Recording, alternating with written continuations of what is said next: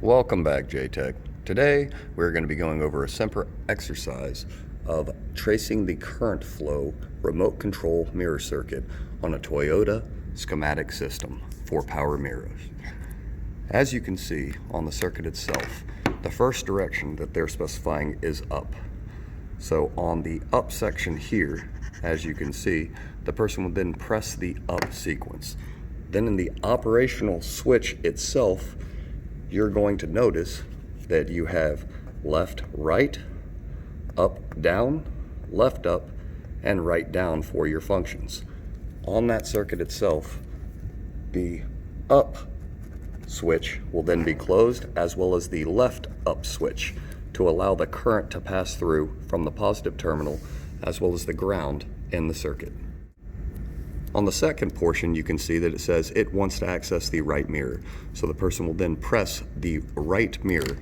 As they press that mirror for the right, you can then see on the select switch here that you have a left, a right, and a left and a right. So obviously your two right sections are where you're going to be closing the switch. Now why it will go through both is because in a schematic you will see this dotted line. That means that these switches work in conjunction with each other. As you will see, then you will have current flow that will follow through the switch and guided where it is actually closed. We start here at the positive section where the battery terminal is posted. From there, you're going to follow the circuit through the schematic diagram, through the closed circuit, down through the up portion of the operational switch. Then it will follow down through the selector switch all the way down to H25, which then will go into the load itself for the motor, being the vertical motor here. For the second portion, for it to complete this circuit so it can follow all the way through, you have to have not only power but ground. You can see at E2 that there is a ground section. Following the schematic through the system itself and the selector switch per the wiring diagram, it's going to continue all the way up and then through the closed series of the left up circuit to the connector here.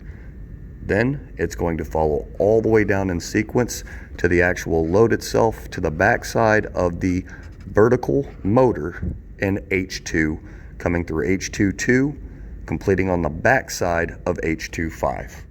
For the next segment of this, we're going to use a digital multimeter to measure a voltage drop from E38 to E36.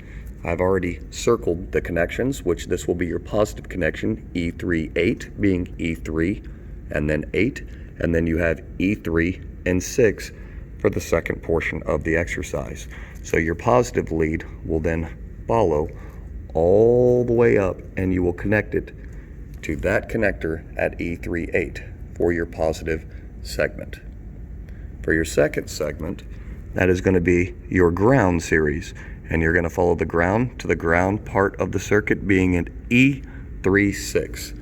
If done correctly and you have a good connection with both leads at these connection points, your digital multimeter will read 12 volts approximately, and that completes a voltage drop test. For the final segment of this video, you will see that they are looking for you to fill the predictable available voltage, or also a pressure check test. The section that they're looking for is E3-2. I've already circled that position below, which you can see right here at E3-2.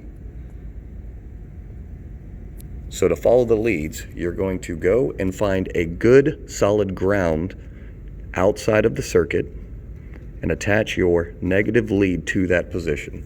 Then you're going to take your positive lead, follow it around, and as long as you get a good connection at your E3-2 portion, you will then read on your actual multimeter itself at 0 volts, being that that is going to be your ground completing through that circuit coming down. I hope you have enjoyed your short video on a schematic system learning how to do a pressure check as well as a voltage drop on a Toyota power mirror window schematic system. Have a great day.